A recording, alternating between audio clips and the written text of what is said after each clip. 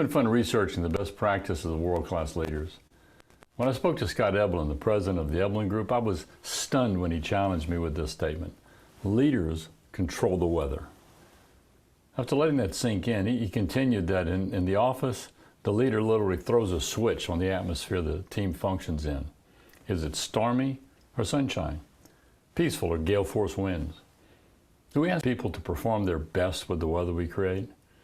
And then newly released the third edition of his book, The Next Level: What Insiders Know About Executive Success, Scott outlines drivers that help leaders do a better job of controlling the weather as they climb to new roles and responsibilities.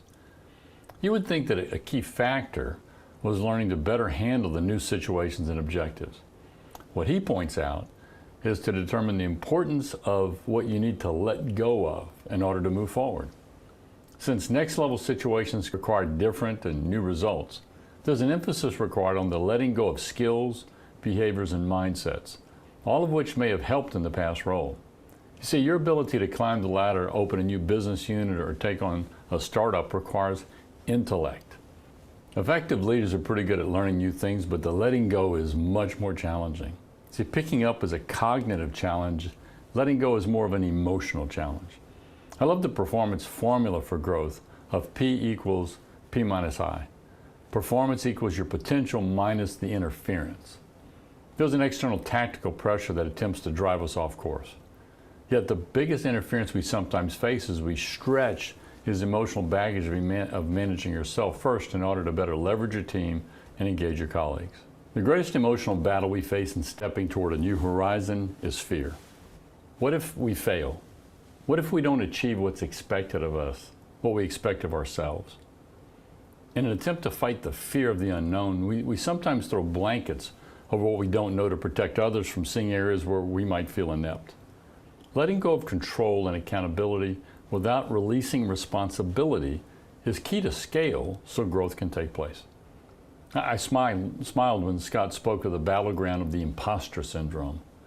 When asking how many people in the audience he speaks to have felt, oh my gosh, if they only knew what I don't know, they would never have chosen me for this role, or how in the heck did I even get here in the first place? He asked those questions, the room is filled with hands in the air. As we discussed this, my mind flashed to when I was asked to serve as president of the National Speakers Association here in Houston. I'd only finished 2 years on the board, and I was early in building my speaking business. It seemed as I looked around the room at every meeting, I saw a sea of people who had so much talent and capabilities it seemed greater than mine. I had a choice to make. Do I bluff my way or ask for input and help? Fortunately for me and the organization, I chose the latter. I watched as people became more engaged and took on more responsibility and ownership. The atmosphere became electric, not because of me, but rather because of us. I had to shift to what Scott pointed out was letting go, making a shift from being the go-to person to the leader who builds and nurtures teams of go-to people. I witnessed one of the presidents of our NSA chapter, Amy Castro, become a master at this.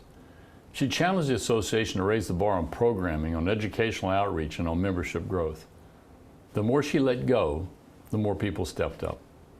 That's a prerequisite for growth when the scope of the role of the leader becomes too big. If you're going to scale your leadership, you cannot be personally responsible for everything. You're accountable for it. You absolutely own the results and the impact of the results, but you don't do it all. That's how you build a team focused on their role toward a unified vision. Another let go that spoke to me was Scott's view of the 5% solution. It's really difficult to solve 100% of the issues we face at any given time because we just don't know enough. We don't have enough bandwidth to solve any particular problem 100% at any given time. Scott challenges, but what if you could just make it 5% better today? 5% doesn't sound like much, but what if I did 5% every day? I'd be 20% better in a week. If I did 5% better in a week, I'd be 20% better in a month.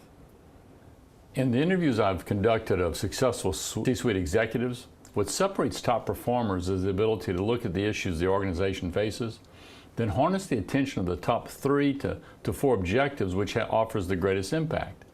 Then keep moving the ball 5% at a time. See, people can relate to that pretty well. Better beats best if you want fuel, if you want to drive things forward. What do you let go of so you can focus on what you need to do better than yesterday. Progress comes incrementally, more than suddenly. One day you wake up and you've made major headway, where progress has now become a habit. It's taking those steps forward, the incremental steps, as opposed to giant quantum leaps. So where's the line between micromanagement and accountability? As the leader, what type of weather are you creating? Lightning bolts, thunderclaps, and howling wind, they create energy. But is it always positive? Does it invigorate or does it scare, hampering creativity? Does it focus the team on compliance for survival or commitment to accomplish all that is possible? By the way, we should be asking the same question when we walk into our homes. What type of weather are you creating? My name is Mike Lejeune.